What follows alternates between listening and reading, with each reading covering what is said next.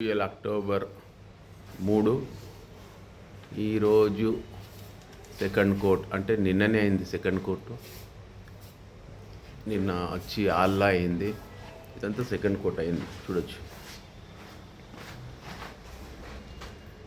Second coat లప్పం completed. దీని తర్వాత papering ఉంటుంది. చూడొచ్చు, ఆఫ్టర్ లప్పం తర్వాత ఎట్లా కనపడుతుంది.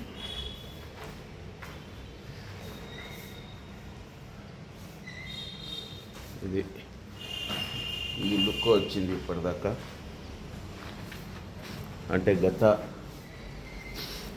7th స్టార్ట్ చేసినాం, ఇలా 3వ తారీఖు అంటే ఆల్మోస్ట్ ఆల్ 1 month కావస్తుంది. ఈ దాకా ఈ కొలిక్ వచ్చింది, అంటే ఆ పొజిషన్ నుంచి ఈ పొజిషన్ వరకు వచ్చింది. ఇంకా వర్క్ ఉంది. ఇప్పుడు దీని మీద టైల్స్, కిచెన్ ప్లాట్ఫారం, మళ్ళీ ఇక్కడంతా డోర్లకు గ్రనైట్ పట్టి, గ్రనైట్ చౌకౌట్ మొత్తం మళ్ళీ ఇక్కడ ఉంది పని. సో ఇదంతా ఫాల్ సీలింగ్ పైన అయింది. ఇక్కడ ఏం అవుతలేదు. ఇక్కడ మళ్ళీ కబోర్డ్ వర్క్స్ ఉంటే దాన్ని బట్టి ఏం చేయాలో చేస్తాం. వాటర్ ప్రూఫింగ్ అంటే దీన్ని చూడొచ్చు. వాటర్ చేసిన ఇక్కడ వాటర్ వేసి పెట్టేసినాము. ఇంకో పోయాలి, నీళ్ళు నింపాలి. ఇది వాటర్ సెకండ్ టైం చేసినాం. ఒకసారి వేసినప్పుడు కొద్దిగా లీకేజ్ ఉండే, మళ్ళీ దీనిపైన మళ్ళా కళాయి వేసినాం. ఇక్కడ ఈ రూమ్లో అవుతుంది, మాస్టర్ రూమ్. సో ఇంకా ఇక్కడ సెకండ్ కోట్ కాలేదు, ఫస్ట్ కోటే అయింది. ఇది నడుస్తుంది. సో ఇది పని ఇట్లా అవుతుంది కంటిన్యూ. మనం దీని ఇంకా ఉన్నప్పటికీ ఈ పొజిషన్ వచ్చింది. ఇన్ని రోజుల తర్వాత నియర్ 1 month కావస్తుంది. సో ఇంకా ఎన్ని రోజులు టైం తీసుకుంటుందో చూద్దాం. దాన్ని బట్టి మనం కంప్లీట్ చేద్దాం. కంప్లీట్ చేసినాక కంటిన్యూ ఉంటుంది మనకు వీడియో. అంటే ఫస్ట్ లాస్ట్ వరకు మనకు వీడియో మీకు దొరుకుతుంది. దీన్ని బట్టి మీరు ఎప్పుడన్నా ఏమన్నా చేయించుకోవాలంటే చేయించుకోవచ్చు. అంటే నాకు ఇక్కడ ఏమేమి ఇబ్బంది వచ్చింది నేను లాస్ట్లో చెప్తా, మధ్యలో నేను వీడియో తీసేటప్పుడు చెప్తాను. ఇక్కడ ప్లంబింగ్ కాడనే చాలా చూసి ఉండాలి. ప్లంబర్ పెట్టే పైపులు కానీ మనకు ఎక్కడెక్కడ ఏమేమి కావాలి. ఇప్పుడు ఎక్కడ ఏమైందంటే షవర్ పాయింట్ కొద్దిగా కింది దిగింది, మళ్ళీ నేను దానికి పైకి తెప్పించిన. అంటే మనకు తెలియదు. అయితే అదే చూసుకోవాలి మనము. ఫ్లోరింగ్ నుంచి ఎంత హైట్ షవర్ ఉండాలి. నాకు తెలిసి షవర్ కొద్దిగా హైటే ఉండాలి, కిందికి ఉండొద్దు. చాలామంది కిందికి పెట్టించుకుంటారు, మళ్ళీ మనకు చేతులు తగులుతుంది, ఏదో కింద మన నెత్తి మీద ఉన్నట్టే ఉంటుంది. సో అట్లా కాకుండా షవర్ పాయింట్ పైకి తీపించుకుంటే బాగుంటుంది. చూపెట్టు. ఇప్పుడు షవర్ పాయింట్ ఫస్ట్ ఈ సిమెంట్ ఎడ్జ్ వరకు ఉండే. ఇప్పుడు మళ్ళీ నేను ఆల్మోస్ట్ ఆల్ 10 inch లేపించిన. ఇక్కడి నుంచి ప్రెషర్ వస్తుంది, లేకుంటే చాలా కిందికి కనిపిస్తుంది.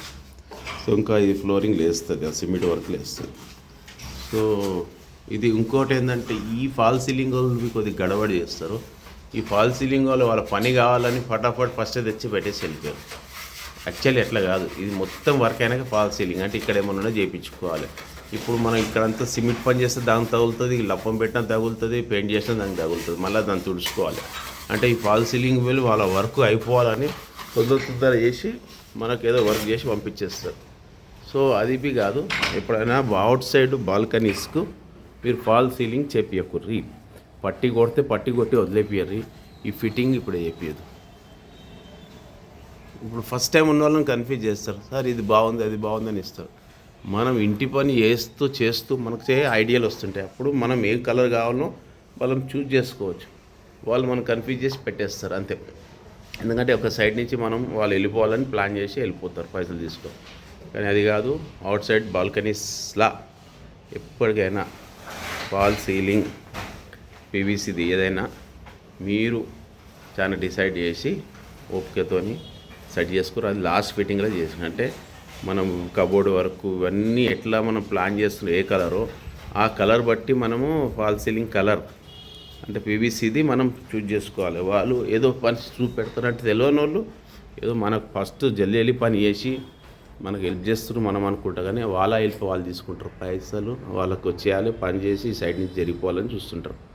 సో వాళ్ళ చేయాలి, వాళ్ళు కరెక్ట్. కానీ మనము దాంట్లో డిస్టర్బ్ అవుతాం. ఎప్పుడు ఆ కలర్ మా పిల్లలకు నచ్చలేదు.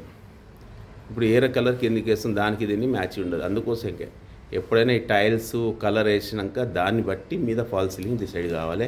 ఇది ఒక మిస్టేక్ అయింది ఇక్కడ. సో మిస్టేక్ మీరు చేసుకోవద్దు, ఇది పరిస్థితి. ఓకే, ఇంకా ప్లంబింగ్ కాడ ఎస్పెషల్లీ చాలా బాగా చూసుకోవాలి.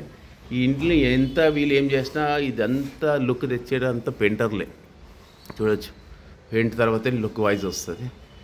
పెయింటర్లు మంచిగా దొరికిపోతే మనకు లప్పం వర్క్ సరిగ్గా చేస్తే మన ఇంటి లుక్ చేంజ్ అయిపోతుంది. సో పెయింటర్ది స్పెషాలిటీ, పెద్ద మెయిన్ రూల్ పెయింటర్దే ఉంటుంది ఇక్కడ.